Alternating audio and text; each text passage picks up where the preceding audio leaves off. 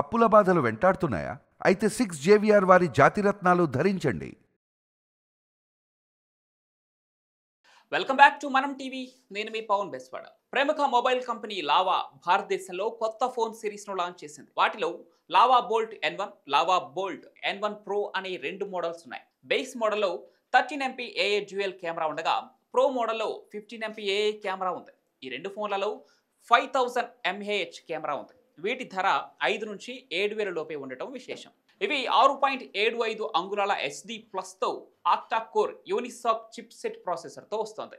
ఇందులో 4GB virtual ర్యామ్తో పాటుగా 64GB నుంచి 256GB ఇంటర్నల్ స్టోరేజ్ ఉంటుంది. ఈ ఫోన్లో 50MP AA triple camera with LED ఫ్లాష్తో వస్తుంది. ప్రత్యేకంగా డస్ట్, వాటర్ రెసిస్టెన్సీ కోసం ఇందులో IP54 రేటింగ్ను ఇన్స్టాల్ చేశారు.